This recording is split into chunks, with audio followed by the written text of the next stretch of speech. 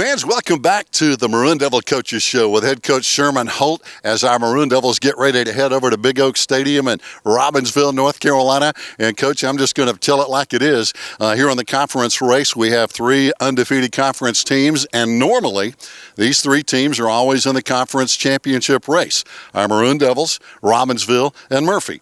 Taking nothing away from the other conference teams, Rosman, Andrews, Hayesville, and Cherokee. They've all had great seasons from time to time. But on a normal basis, our three teams have always been in the championship hunt. And so far, that's the way it's looking this year. But, man, Robbinsville and Swain at Big Oak Stadium, it just doesn't get any better than that, does it? No, it's a big week. And, both communities will, show up for this one because it's a big rivalry on both sides. I think, there's a level of, respect for each program, and then, but there's a little bit of, everybody wants to get each other kind of, so yeah. It's one of those things where it's a big week for both schools, both counties, and,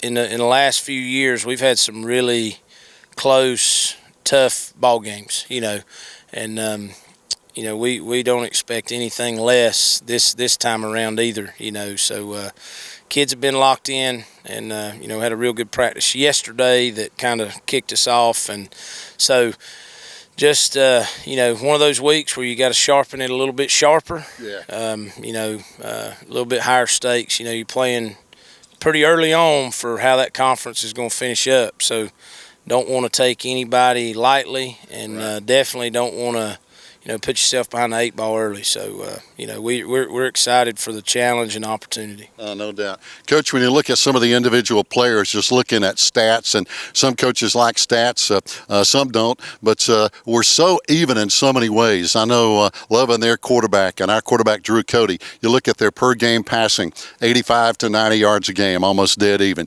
You look at their running game with Collins and Tisa Teskey. Per game, they're averaging about 120 yards a game. Well, Zeke Glaspie is averaging on his own about 120 yards a game. You look at their receiving core. They have a really good kid named Allison, 15 catches. Of course, we have Silas Stanberry and Corey Stillwell.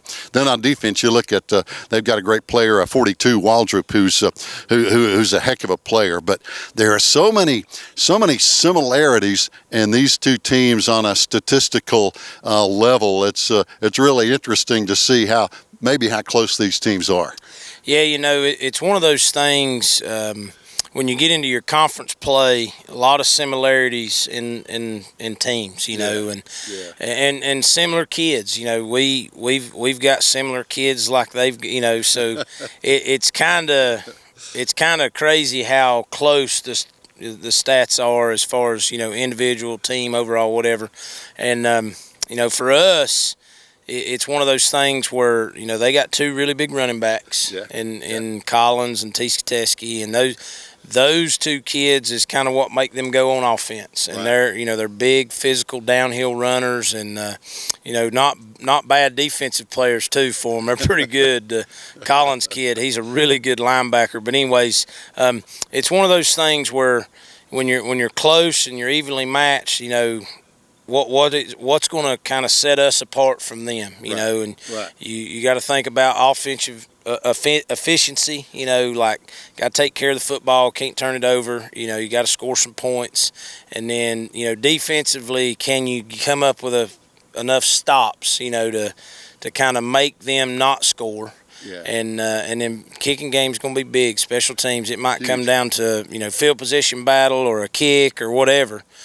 So in games like this that are going to be, tough, physical, closely contested football games, you got to take care of all of it, because the one thing you might not take care of might cost you the game. And so for us, good week of practice, good week of focus, and just getting ready to go play mind, body, and soul, and so I'm excited about our kids getting an opportunity. It's always a big, I'm not going to say task, but when you go to Big Oaks, you got to battle the fans and that atmosphere, and it's always a good atmosphere over there. Anytime you go there, it's a great, crowd, and so our kids, they're going to have to handle that a little bit and just overcome that aspect. But I look forward to us playing good, them playing good, and it being a pretty doggone good football game. That's what we expect. Oh, no doubt. Fans, stay tuned. We'll come back and talk more about Robbinsville versus Swain when we come back after we take this time out for our great sponsors. Join us in just a moment.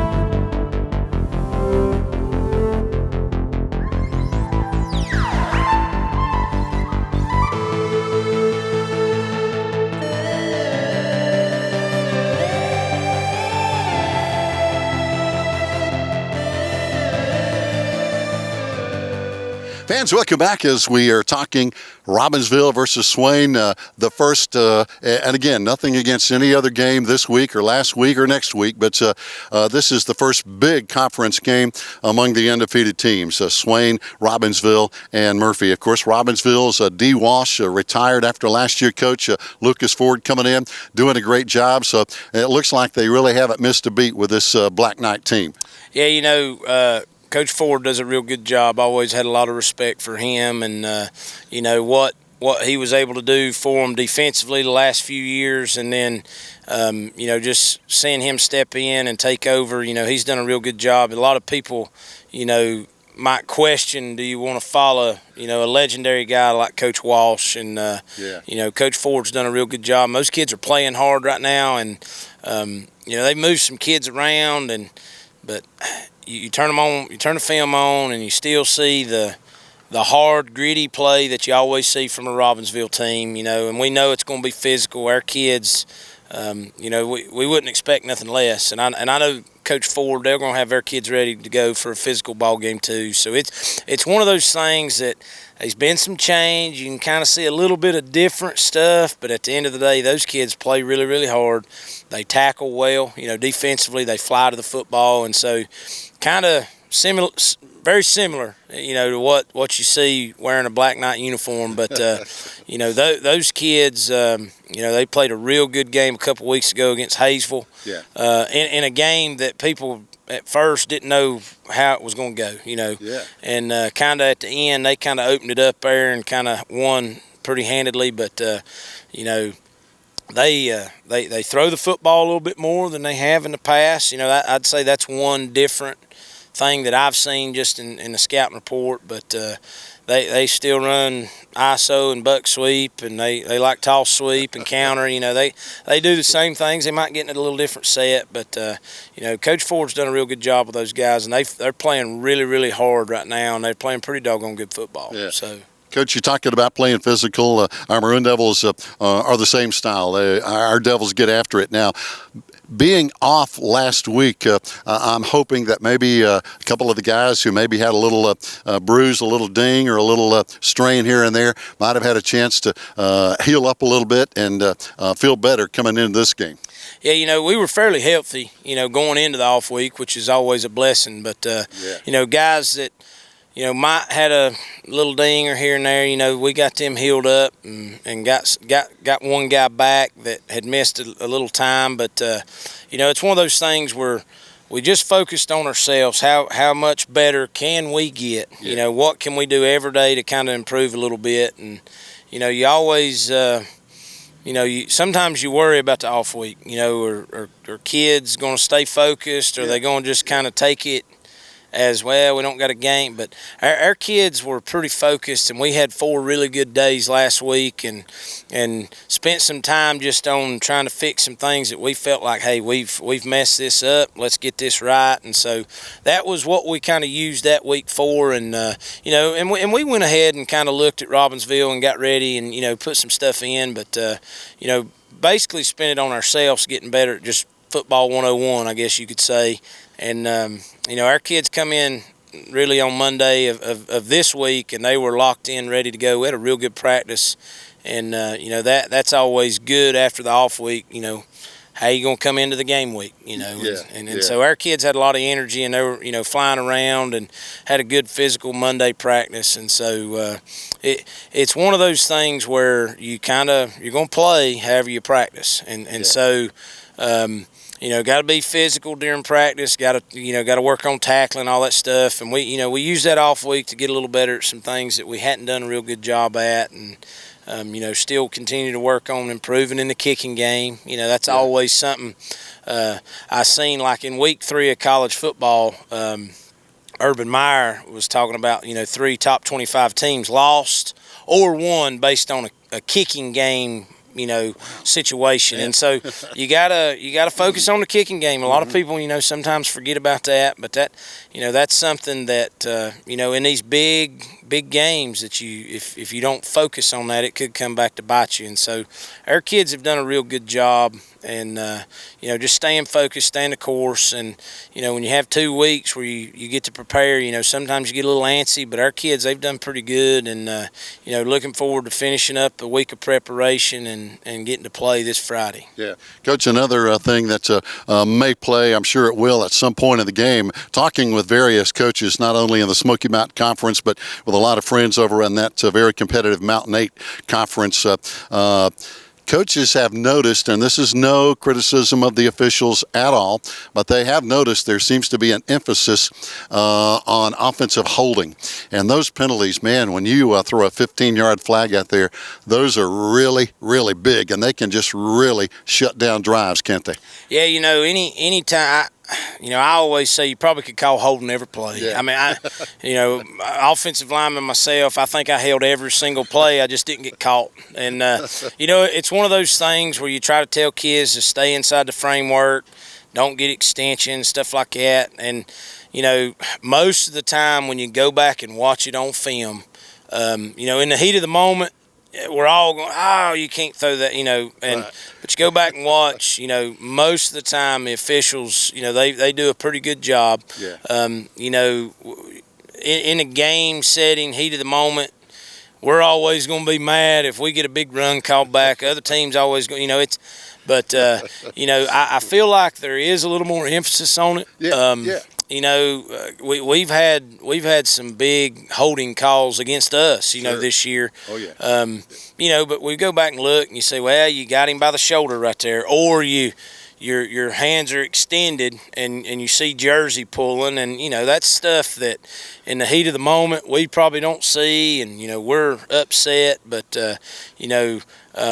for the most part, I feel like there has been a few more of that, but at the end of the day, I think they've been right for the most part. Yeah. I mean, you go back and look at it, and you think, well, I seen it, and I'm certainly one that during the course of games, you think, golly, there's no way that could be, and then you go back and look at it, and you think, well, I got to call him and apologize because I was giving him a hard time Friday night, but for the most part, it's been pretty good. And there's probably been more holds this year. Yeah.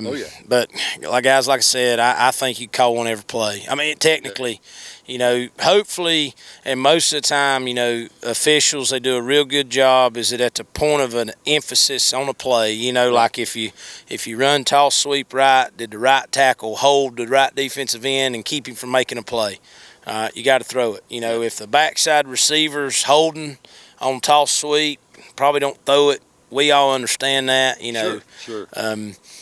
Biggest thing, and I think our guys, officiating crews do a good job of just trying to manage I always say, call the train wrecks, the obvious, and I think that's what they try to do, and they just try to keep the game under control, and, that's probably the best case scenario, because the last thing anybody wants to do is play in a game, coach in a game, or come watch a game where there's a flag thrown every play, and really don't want to officiate a game like that, Sure. So it's one of those things where I think it's been and it's been pretty even, Sometimes you could look at it and say, well, golly, we had this many penalties and they only had to, but I think for the most part it's been pretty even in our games Sure. I don't know about everybody else's, but we've not been penalized a whole lot, but we have had probably a couple, 2 or 3 holdings every game. Yeah. And Everybody again, does. guys, we're probably going to hold